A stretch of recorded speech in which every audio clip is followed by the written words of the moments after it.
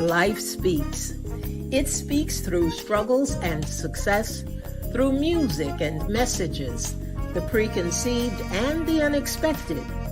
Whether you are in the depths of the valley or in the midst of your mountaintop experience, everyone needs to be encouraged from time to time. Here we will share stories of strength, testimonies of triumph, verses of victory, observations, and information meant to touch the heart and uplift the soul, to keep you on your path of purpose and navigate this thing called life with power and authority. This is Andrea L. Hines, and I'm your host for When Life Speaks, here on ALH Broadcasting, an affiliate of the Streaming Inspirational Broadcast Network. I am glad you accepted the invitation to join us tonight. There's something in this broadcast just for you, and if it is going to be a blessing to your life, it will be to someone else as well. So share, tag, start a watch party, and invite someone you know to join us. Then turn down the volume of life and get ready to receive, so that when life speaks, you'll speak life.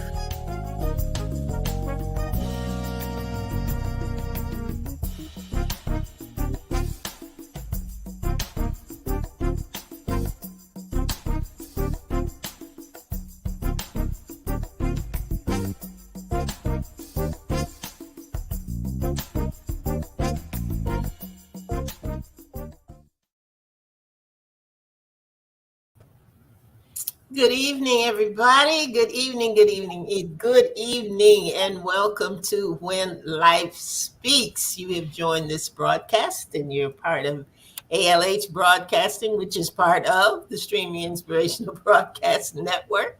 And we have an exciting program for you tonight. I have a guest host on with me, and her name is Angela Cooks Oliphant. Hello, Miss Angie O. Hello, how are you? I am good. That's our South Carolina connection, and we're glad to have her on with us tonight. I see Miss Dana Faye McFuller has joined us already. Dana, good evening to you. Glad to have you in the house tonight. We have been having an interesting time here at When Life Speaks, and for those of you who may be new to joining and not quite sure what's going on, we had started with our newsletter for the month, and we were talking about connecting the dots. And our lives have boundaries and borders, and we thought about the old-fashioned activity books. Your grandbaby's older than my great-grandbaby, Angie. Do they still have the activity books that have the connecting the dots in them?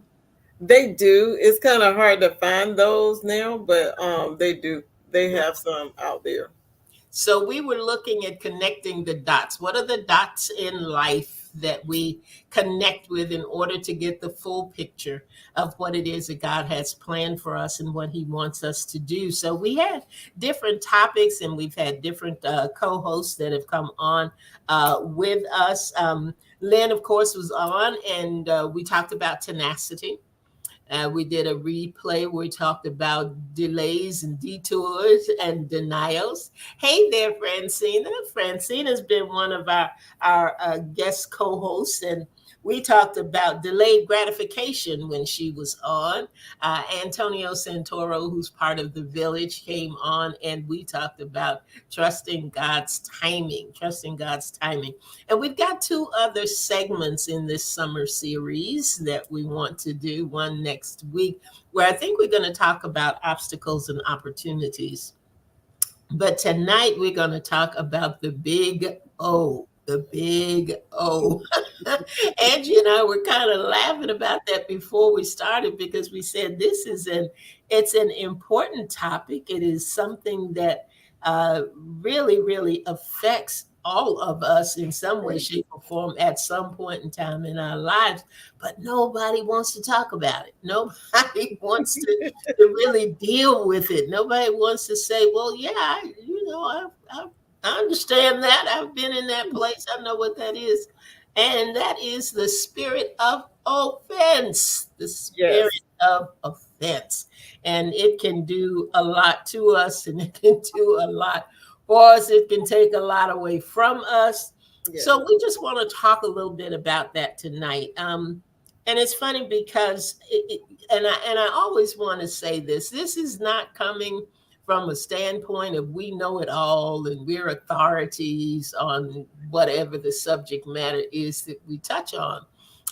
It's just life lessons. There are things that have happened with us and things that we have been through that we want to share because we know in our sharing, we may very well be able to help somebody else. So we're gonna talk about this huge word and its effect on us tonight. And as I always tell you, if you've got something to say, chime in, chime in. Feel free to type it in the comments, and we will read your comment and make it a part of our conversation. So, the first thing, um, Angie, what do you think about? What's the first thing that comes to your mind when you think about offense? I think about hurt and I think about anger. Because a lot of times, if we are offended, there's a hurt that's there. And I also think that it's something that's in us that it connects with. Mm-hmm. Because if it didn't hit or connect, I don't think that it will bother us as much. Mm-hmm. And it may be some unresolved stuff like in our own lives or in our own heart. But I think the when I hear offense, the first thing I'm thinking is like hurt somebody, or they're angry with that person for some reason. For some reason. Mhm. When I was thinking about this and getting some things together, every time I talked or looked up something that had to do with being offended or offense, and said resentful or Yes. annoyed as a Right. result of a perceived Yes. insult, and Yes. that word perceived Perceived. just kind of stuck out. I don't care where I was looking or what I was reading, whether it was a teaching or just a commentary that somebody had. It had to do with a perceived Yes. insult, not necessarily a real one. Right. But it's perceived. And what I thought about was something Bishop Joby Brady preached. It was a long time ago, but I remembered it. And he was talking about people's perception is their reality. Ah, And if mhm. they perceiving it and that's their reality, so it may not be real, but to them, that's their reality. It is. It's real. It's real to them, and it's a result of negativity, of Yes. negative feelings that come about for some reason. For some reason, Right. um, I wanted to talk a little bit about Angie. Have you been offended by anything that has put you at a place where it was just really difficult to get past? Yes, I have so many different times. Because I think it was because I don't know, like growing up I was not as vocal as I am now, and I kind of wore my feelings on my sleeve, so to speak. So it didn't take much to mess with me, bother me, or whatever. I think one of the greatest offense that I felt like, I mean, I got to get over this and I got to move on is when I went through this divorce, which I thought about it today. It's like it's been maybe about 6 years ago now, but it was like I had to say, you know what? It's not worth like my time or my energy. I had to start looking at me and why I was like I didn't want to stay in that space because I didn't like the way it felt. I didn't like the negative space. Mm-hmm. So I was like, I began to pray. I said, God, I need you to help me to forgive and forgive quickly because I don't want to be noted as this angry black woman. So I was like, I gotta forgive and I got to move on. And I knew that I couldn't move on unless I let it go. And Mm-hmm. so I was like, I gotta figure out how to do this. And it took me praying, but then it took me making a choice. Yes. So Yes, yes.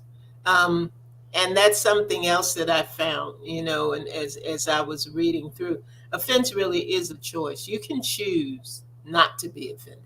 right, You can choose not to be offended. Let's see what Bernice says. I think of shame because if you're offended, I think it can be somewhat embarrassing. That's true. That is very true. And people's perception of you, that's very true yeah, also. So let's talk a little bit about some of the things that offend us most often. What are some of the things that can offend you most often? Now, I can tell you a couple of things that I put down. Number one is constructive criticism. yeah, You can become offended by constructive criticism because everybody doesn't know how to give right. constructive And they think that they're doing it really well. constructive way. They're And just criticizing, they're not being constructive with that's it. it. And it goes back to what you said in the very beginning. It can be very hurtful.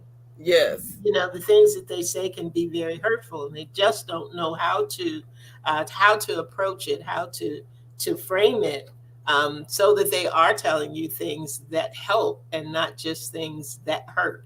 Because right, once you feel that hurt, you've kind of shut down on the rest of yeah, whatever it is that they're trying to get across to you.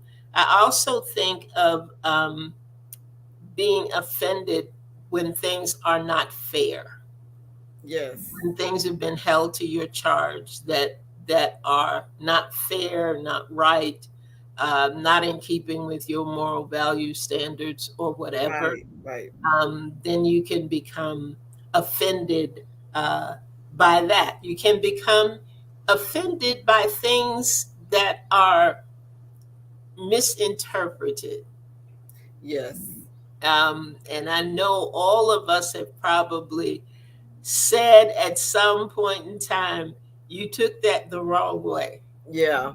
It's like I didn't mean it like Exactly. That's not what I meant. I didn't mean it that way. You took it the wrong way. And you were yes, talking a few minutes ago, Angie, about being quiet. And most of the time, or a lot of the time, the people who are um, offended or easily offended are labeled as being too sensitive. yes. It's like, You're yeah. too sensitive. It's like you got to have that tough skin. You should be able to take this and deal with it and keep moving. But Mhm. I noticed too a lot of people who may say that they can't take if you came back at them the same way, they Right, can't take it either. right. It's just that we have to learn how to talk to each other and not like at each other. And Yeah. like you were saying, if you're gonna give a criticism to, you have to be able to know that person that you're talking to, or Mhm. know just how to talk to people, period. Because you may run across a situation where you don't really like know that person, but Mhm. if you handle them in the right manner, you're going to get a different result, and Mhm. you'll get a better result. But if you are coming at them and it's like, I want to make you, it's, I don't know, it's like they come at you in a wrong way of just criticizing, but not trying to, like you were saying, being constructive with it. And Mhm. It's like, are you really trying to help me with that? right. Do you think Or that's are you being sarcastic with that? It's yeah, yeah, yeah.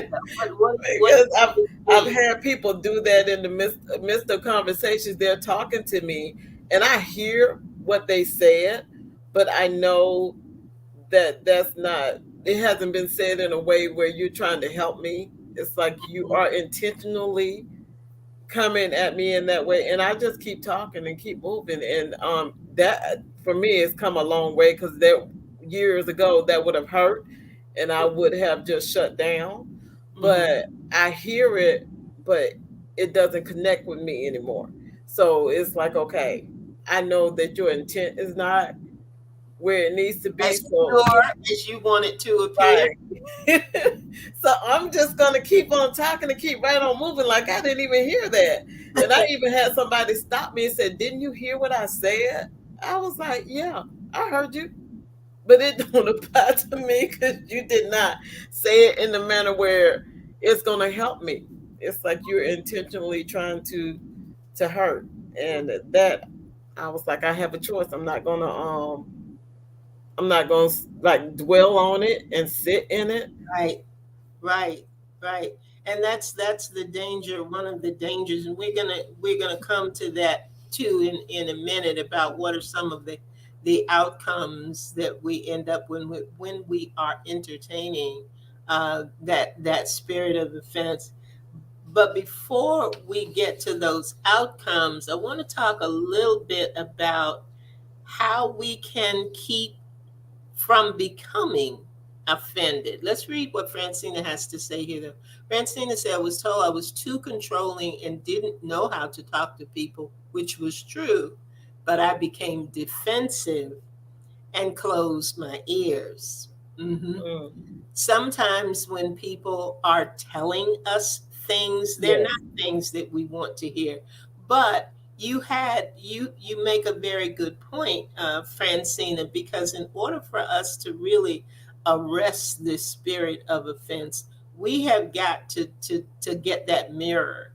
right, We have got to look at ourselves. That's a part of the whole thing, and being able to deal with offense and deal with offense effectively is to be able to take a look at ourselves, because one of the reasons we become offended is because we think that we're being held accountable for something that is not true. When we talk about misinterpreting things and things like yes, that, if we don't think it's true and we think it is unfounded, then yeah, we're going to be offended. Like Francis says, I was somebody said she was too controlling. Well, she right, had to admit, I am. That is something that I need to work on. That is something that is a part of me that I need to change. So while you became defensive about it and did not want to hear it, the only way to deal with the offense of it is to confront it right. and be willing to make a necessary change if that's what's required, if that's what is required. So let's talk a little bit about how we can keep from becoming offended. What do you think, Angie? I got some notes here. So I want to know what you think first. I'm thinking I think it's a personal thing where we have to deal with ourselves, and we to not be like easily offended when people say certain things to us, but it takes us doing the work with us. And because if there's, like in the Bible where it was saying that the enemy came but he found no place in me, it's Mhm, like if there's no place for that thing to connect with, to cause the offense to come about, then it won't happen. So I need to deal with like the issues that's with me, mhm, and be truthful with me about me, mhm, so that I can start growing and building myself, so that when something is said, I'm not taking it personal, or I'm not taking it to heart mhm, because it don't connect with me, because I've worked out that issue, or I've worked out that thing in me. So since I've worked it out in me, it's not going to connect with them when they say something. If somebody says something and it like connects to me, then I'm like, okay, if it does have some truth to it, I still could be offended because I'm like, I'm upset because y'all saw that or whatever. And I still have to deal with me. And I think if I deal with me and deal with my perception of a thing, and see it not through past hurts or not through past things, but I see it for the truth that it is, then I'm not easily offended. But I mhm, think it starts with us in dealing with ourselves and mhm. making sure that we're healed. Making sure that we're healed. Yeah, Yes, because I think that past hurts and past issues and past problems have a lot to do with how we accept right, the things that we hear that may be less than positive. Some of it may be founded, and some of it may not. Right. But if it is a truth, then you got to deal with that. You've got Yes. to be able to deal with that. And some of it comes from, a lot of it comes from understanding your own self-worth Right. and your own value, what you value, what is important to you, your moral compass sometimes, because we can be offended by the things things are said around us, not necessarily Yes. Not necessarily to us. Right. right, and not necessarily about us. Right. Things that are said around us that says that this person is not valuing who I am. They don't understand, who I am and what is considered important to me in that sense. And I think sometimes it is necessary for us to uh, consider the source. Um, Yes. People don't always, and for me the most difficult thing to deal with offense is if I have offended somebody and I didn't intend to, Right. an unintended offense. and Yes. and sometimes when people say things to us that are harsh, that are negative, that we are offended by, we have to extend some grace and extend some empathy and understand that that person could be having a bad day just like I have bad days. Right. They could be going through something just like I go through something. It doesn't give them license to be hurtful or to be cruel or to, offend. However, if I understand sometimes where things are coming from, Yes.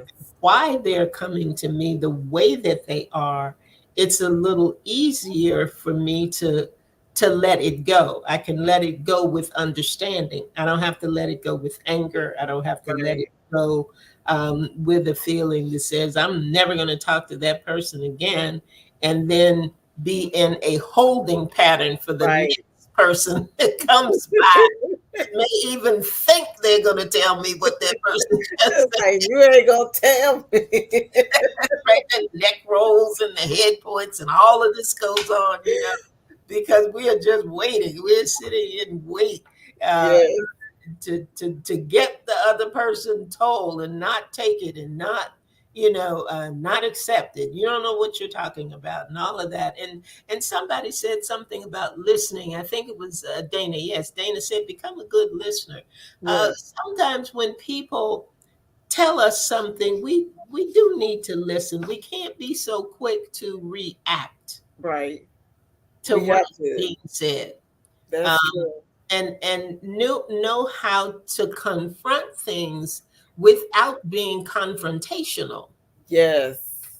Yes. That's important too, That is a big thing. and it makes a big difference It because does. when you're telling me something that I don't want to hear, the best thing I can do is breathe Yes. and not retaliate, because we'll go into retaliation mode very quickly. We'll go into revenge mode very quickly. We will, start setting up things in our psyche and in our thing Yes. that says, I'm, yeah, you said it, but I'm gonna come Uh-huh. back to you on that one. Yes. And you're already forming the stuff that you're gonna say, Oh, not even hearing anything that they're saying at all. that's it. That's it. It could be one piece. You take Yes. that one piece and you're gone. And one of the Yes. worst things that can happen is to allow the spirit of offense to get to a point where you don't know how to communicate with people. And this is Right. especially true in relationships and family and things like that. Not Yes. so much in the workplace. But when you have been offended and you look around and it becomes the eggshell walk.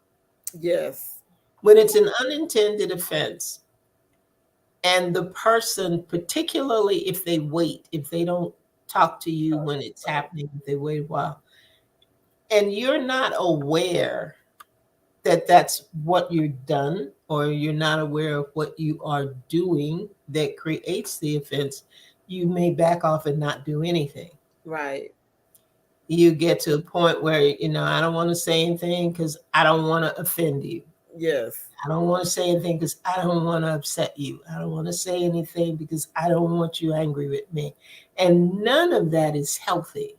It's not. And when we hold all that stuff in, I looked up like insult because it's associated insult with that, and insult, it talks about hurting your insides when you're insulted. So it goes deeper than just, oh, you made me mad and I go on about my business. Now I'm not going to talk to you anymore. People are under like so much stress and they have pain in their bodies and different things, Right, and right. all because you holding on to that offense, or you holding on to that thing and you're not letting it go. And Hmm. that can affect even your body, not just you. Oh, I'm mad and I'm not going to talk to you anymore. And I was like, I try to wrap my brain around that to see how people can do that, because I don't think that way. I'm always the one that's trying to make amends or make things right. And to see some people who have said, they haven't talked to their mom in like 2 or 3 years or Yes. something. And I'm like, whoo, I don't see how how you can do that. Cause to me, it's like I have a different outlook on it. I was like, time is short, and I don't want to have any regrets. It's like I don't want to go back and say, man, I should have talked to them. Or, oh, I Hmm. should have just let that go because that wasn't that big. I don't want to think about that when I can't do it then. I Yeah, want to be yeah. able to reconcile it now. And if Hmm. it takes me, doing what I need, whatever I need to do, is like I want the reconciliation. I don't want to have the regrets later on. I think the thing that helps us to get past some of it in terms of how we keep from being offended and all of that is the basic four-letter word, and that is love. Yes. If love is your foundational truth, if love is at the basis, or the basis of whatever else is going on in your life, if you can look through the lens of love, Yes. then a lot of things that you're insulted about, you won't be insulted about. A lot of the things that you hold on to, you won't hold on to, because you do have the compassion, you will have the empathy, you will have a greater understanding, you will have self love, you will Right. have a greater knowledge of you, and what you need and how you react to things, and how you can let things go. And I want to talk about a little bit about the outcomes, because you mentioned some things that I had down, Angie. um, when you're entertaining a spirit of offense, it does affect your health. It affects your mental health. When it Yes. affects your mental health, it will ultimately affect your physical health. Um, it can put you in conflict, not just with that person, but with other people. Yes. Because have you noticed that if you are offended by something or someone, you have this urgent need to share, With somebody else. tell It's like someone. I'm not gonna be offended by myself. I'm Yes, gonna get you to yes. join in. I need you to know. I need you to know what they said. I need you to know what they did. And a lot of times people will react to that individual based on your offense Yes. and how they perceive that, and not based on anything that you actually did or said to them. Yes. There's no truth nowhere in it at all. It's just that they're going off of what you said. And we think, oh, people don't listen to me like that. But people do. They pay attention. Even if they don't say anything, they hear what you're saying. Yep. And if they have that respect for you, then that person that you feel like offended you or you're not talking to, then they'll shut them off too. Yep, Because, simply because you did, and you didn't, and you don't even have to speak to them directly about it. You can speak in the area where they are, and they overhear you, and that's they will be like, I can't be with that person anymore because they did this to her, and they don't even know what's going on, but it spreads and it keeps spreading because mm-hmm, we're not islands. We're not by ourselves. We're connected. And what we do and what we say, whether we want to believe it or not, it affects people around us. mm-hmm, mm-hmm. It can definitely, one of the worst outcomes is that it can destroy relationships. Yes. If Yes. the offense is not dealt with, if there is not a time where the parties come together to clear the air, Right. clear things up, and be honest enough to say it bothered me when you did thus and so, and the other person be honest enough to say why. Right. You know, Right. and that doesn't, it doesn't always work that way, and it's got It to be doesn't. both ways, because I can't just say, oh, I'm sorry that happened, and walk away if Right. I don't understand what I really What did. I did. Right. And I have to understand what I really did in order to mend the fence, in Yes. order to be able to say, well, gee, I didn't know you felt that way. I'll try not to do that again. Or be able to say you totally misinterpreted, what Right. I was saying. There's work to be done on both parts, the person who is offended and the person who committed the offense. Yes. Sometimes we don't always want to deal with that, but you have to be able to be clear on expectations. Yes. If I know Yes. that you are an individual that expects a certain thing a certain way, then I know what is the thing that everybody quotes now that Maya Angelou said: when people show you who they Who are, they are, them, believe them. you know, well, if you believe that, if you believe what you see in me, what I've said to you, how I live, how I conduct myself, if that's there, if that's out there, then I know there's some certain thing, and I want to operate in love. I want to have Right. well. Then I know there's certain things that I can say to you, and certain things I can't. That cannot. Way, And go ahead. no, Hmm. I was just saying it made me just think about it's a situation that happened years ago, and I'm still trying to reach out to this person because I didn't realize that I had offended them. Hmm. And I tried to call, and I've been trying to talk to them, and it's been years, and they have not. It's like I was they struck up a conversation with them, and I began to talk to them. I was trying to explain that the way you thought about it is not what I meant, Hmm. and that particular day I was on the road, and I had to stop because I was traveling from somewhere else, and I was like, hey, I got to stop at this gas station. I'll call you right back. And because I wanted to continue to talk to them, and from then on they never did pick the phone back up. It was I was like, what did I do? It could be because we were so close at one point. At least I thought that we were, and Hmm. I felt like we were really close, and I was like, it was a lot of pressure going on at the time, and I sent her a letter, and I told her, I was like, I can't be on the phone with you like this, and I can't do all these other things that we've been doing. It was like I needed a break Hmm. because everybody was like coming at one time, and she took it as, oh, you don't want to be my friend, or you don't want to be around me, or you. And I was like, that's not what I was saying. That's not what I was saying. And from then on, I have been trying to get in contact with her and talk to her. I talked to her that last time, and that was it. And I was like, she just kind of like wrote me off. So I'm like, I don't know. But Angie, that is one of the instances, and one of the things, like you were saying earlier. Sometimes you have to let it go.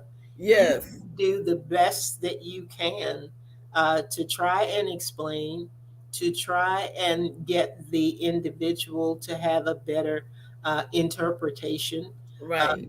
of what happened in the situation that happened. But like we said early on, to carry a spirit of offense, that's a choice. That's a choice. It is. And It really is. regardless of you choosing to make it right, she has chosen, or he, or whomever has chosen not to accept that. Right. And there is nothing Nothing. when people shut down and close off or whatever, there's nothing that you can do. It is something that they, They as have an to do. individual, has to do.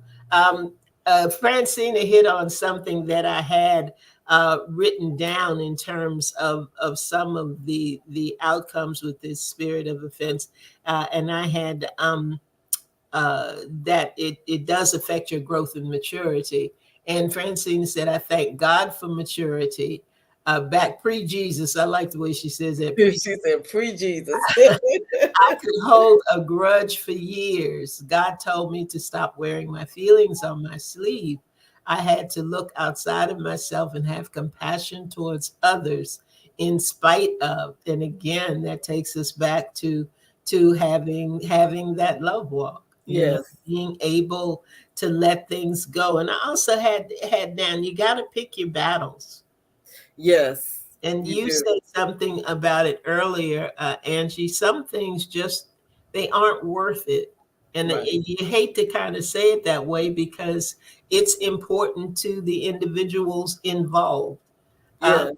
but sometimes the extent to which we take things, Right. the extent to which we guard ourselves, the extent to which we refuse uh, to arrest this spirit Yes. and say, I'm not going to go down that path. I'm not going to deal with this thing that way. All of that makes a difference in whether that relationship is healed, whether you are healed, Right. whether Right. things ever get straightened out. And sometimes they They just they don't. don't. They just don't. And when you think, I say, that you have a relationship with someone that is a forever relationship, because Yes. sometimes we think they are, and you come to find that it was not, uh, Right. and perhaps you were wrong in your interpretation of what the relationship was in the beginning, that in and of itself can set up a hurtful place. Yes, it But can. it doesn't mean that you reject the next person who comes along, or Right. that you reject the things that they say or that they do because you're so guarded Yeah. against not wanting to be hurt again, and that sets up its own roadblocks to healing. Yes. Yes, it does. Because I was like, that that's one thing that I've worked through, and I've always said, I was like, okay, you know what? I can't hold this person in the other person's place and try to make them do what this other person did not do, or try to make them do whatever. They are who they are. So I need to accept them for who they are. And I need to take the walls down, because I was like, just take them down, and if this person ends up being a friend, then they're a good friend, then that's awesome. If this person ends up where I get hurt again or whatever, okay, God can heal. I can Mhm, release it. I can let it go. But I mhm. don't want to be so guarded that I don't allow anybody in, because that's a lonely place. I don't Yes. want to be in that place. I want to be able to love on the people that that are in my life and that come in my life at different points and different times. So Mhm. Now, Francina says everybody perceives things differently. Agreed. And if they are not open or willing to come to an understanding, let it go. You have no right. recourse. You have because the only thing that will happen is that it will fester in you Yes. and will bring you to a place that is not, like you said, that is not a healthy place for you. That is not a place where you want to be.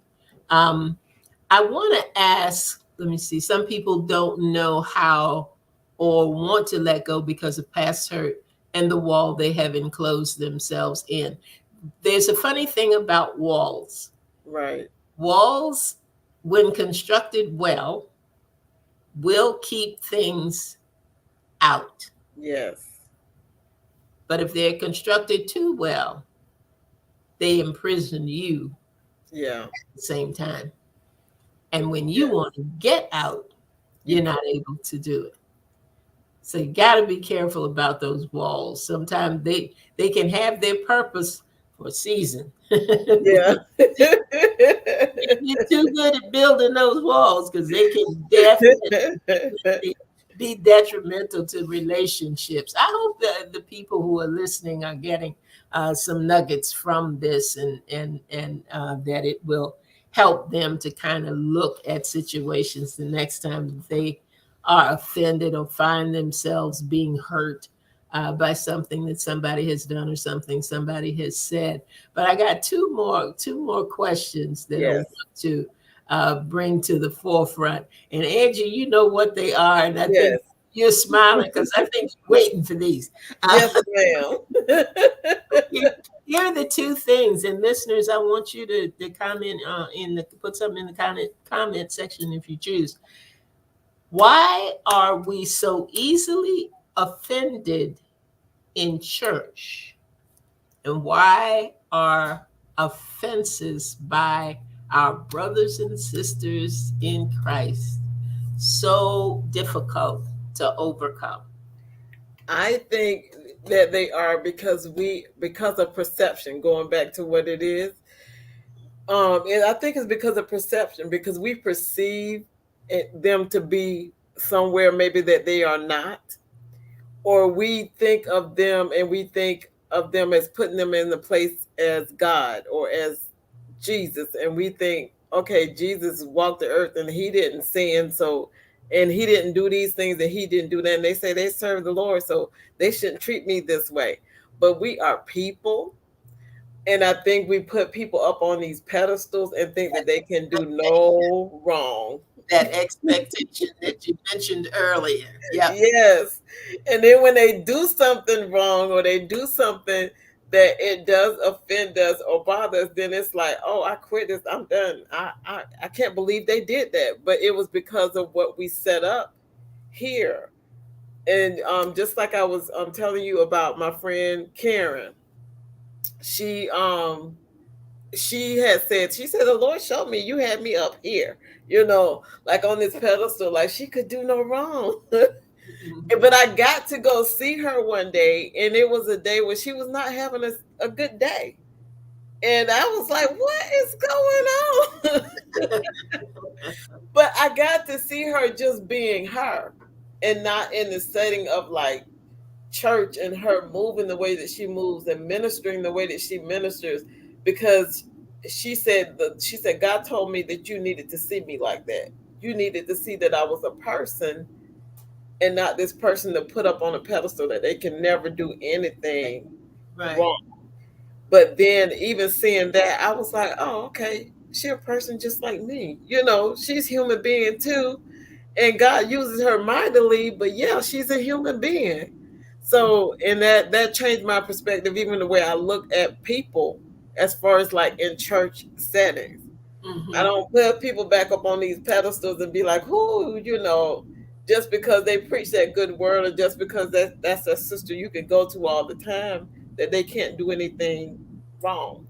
And I Mm-hmm. think that when we put that perception around them, when they do something, we get highly offended, and Yep. then people say, "Oh, I'm not coming back. I'm leaving." But they're people just like everybody else. I think that the most dangerous and difficult outcome um, with when individuals are offended in church is they get it confused and become offended with God. Yes, yes, And that's the most it's dangerous dangerous. outcome. Because we say all the time, you go to church, you go to work, and your coworkers offend you every day, but you go back.